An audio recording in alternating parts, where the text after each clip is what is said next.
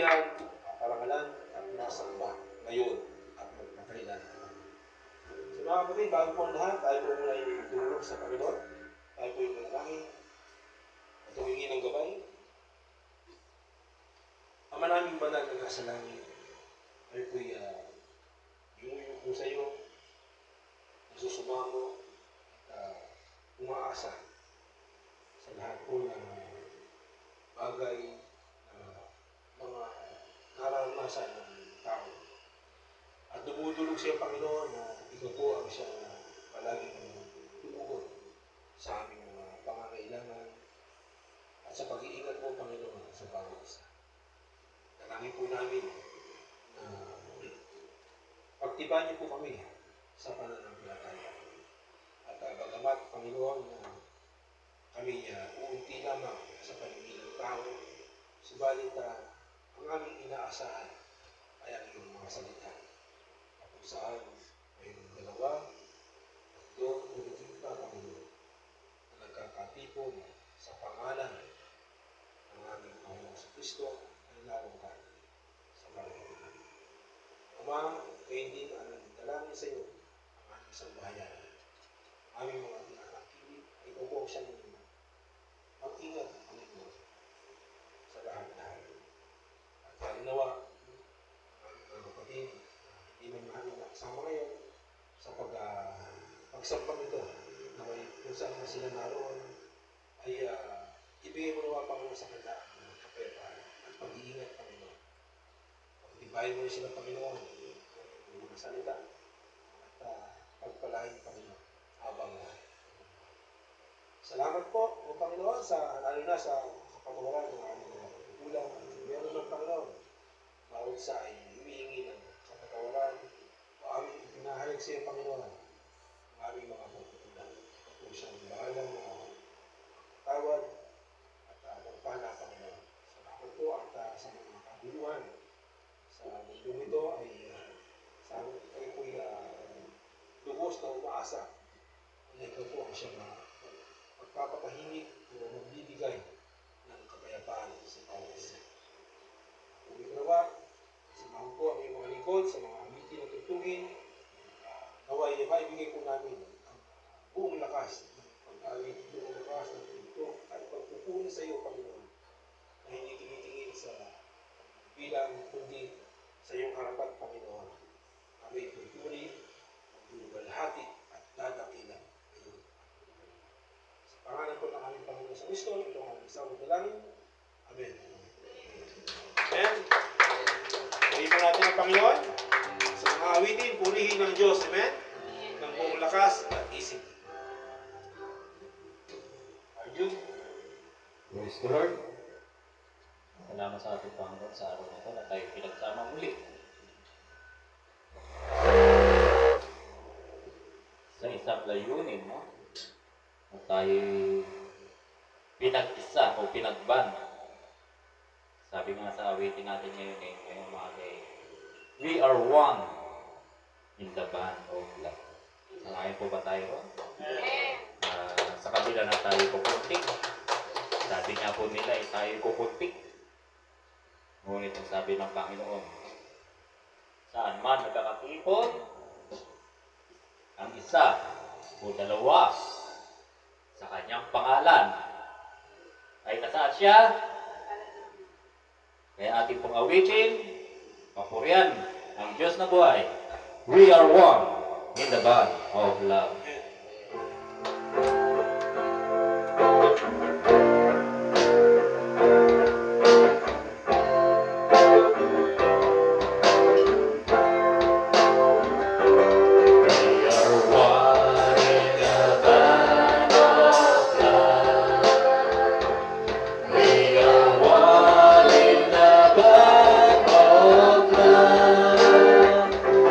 We have joy in our spirit.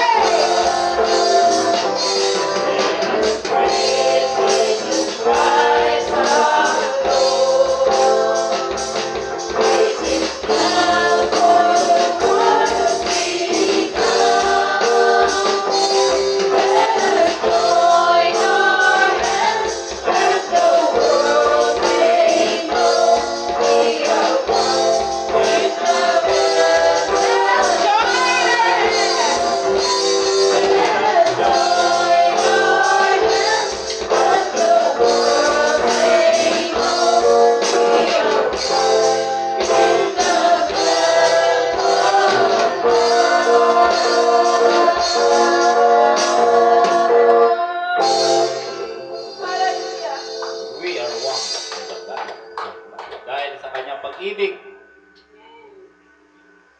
Tayo nagkaisa at nagsama-sama. Salamat sa ating Panginoon. Yan na po kaya, titungan natin mga kapatid habang inaawit ang Oh, it's so good.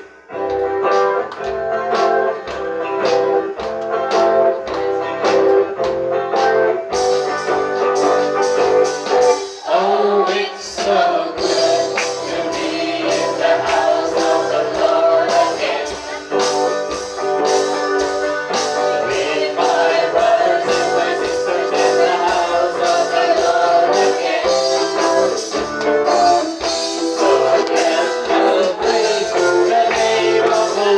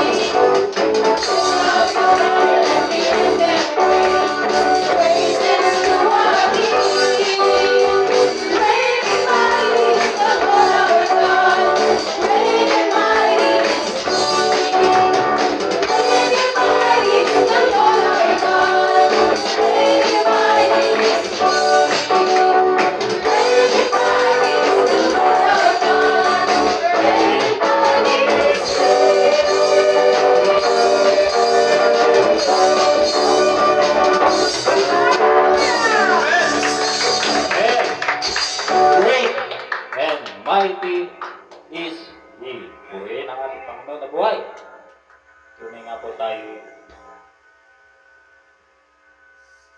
sa kabila ng ating dinaranas sa panahon ngayon, patuloy na siya'y nagbibigay ng kahabagan sa atin sa kanyang pag-ibig na tayo binibigyan ng pagkakataon, kagaya nito na tayo nagsama-sama para siya ay parangalan o purihan.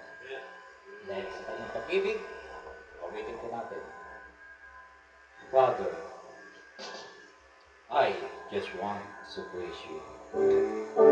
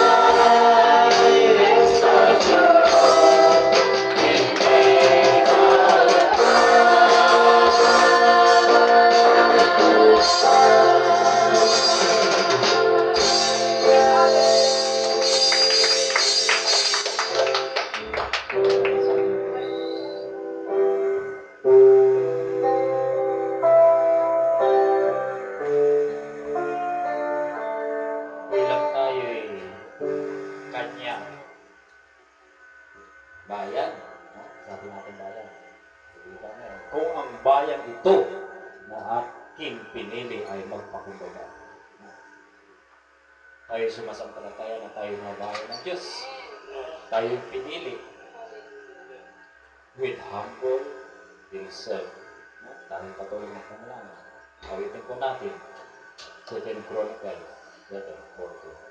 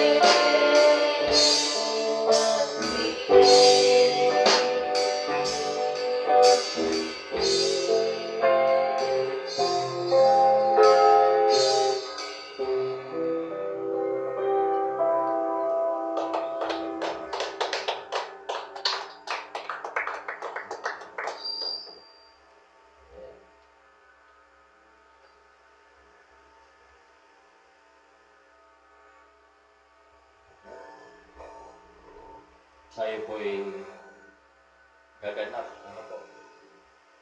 sa isang tungkulin o habilin sa atin ng Diyos na buhay at tayo papangunahan ni Brother Eric.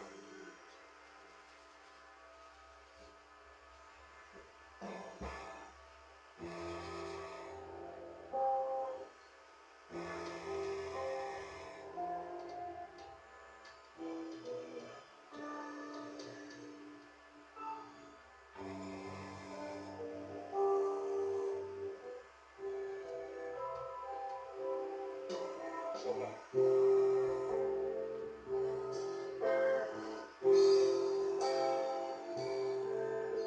Ito ang tinapay ng buhay.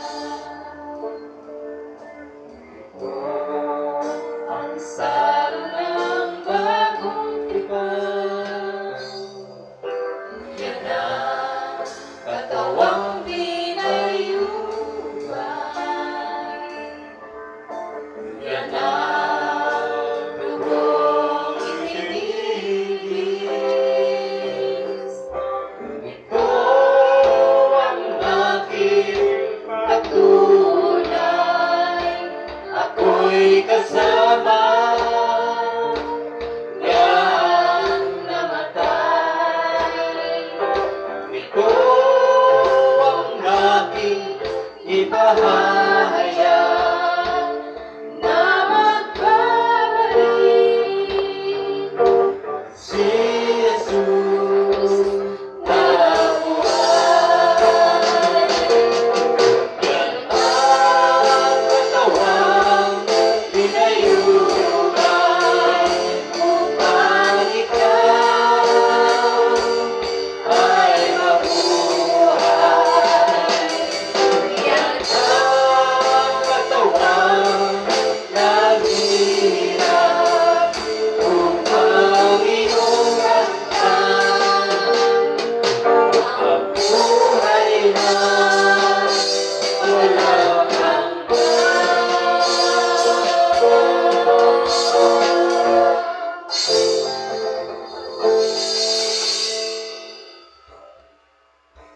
Mga kapatid, hawak po natin ang tinapay na ating pong pinagdudulpudol. Simbolo sa katawan ni Kristo na namatay dahil sa ating mga kasalanan. Tayo po bilang isang katawan na makikibahagi ay alalahanin po natin ang kamatayan ni Kristo ngayon at hanggang sa kanyang pagpalik. Kaya po natin ang tinapay.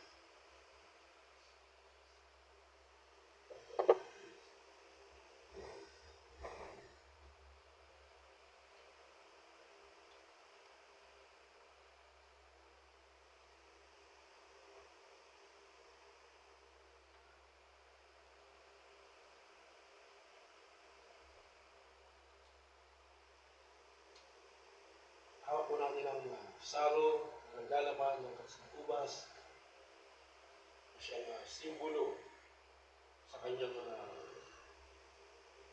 walang hanggang na dugo na nabuhos sa krus ng Kalbaryo.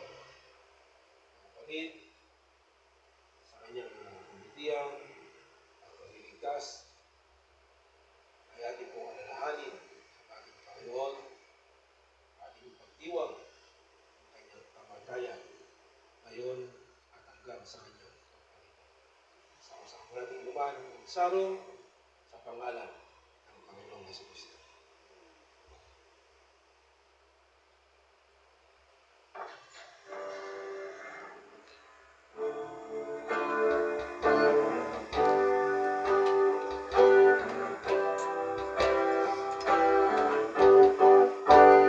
Thank you, Lord. Thank you, Lord, for your love to us. Thank you,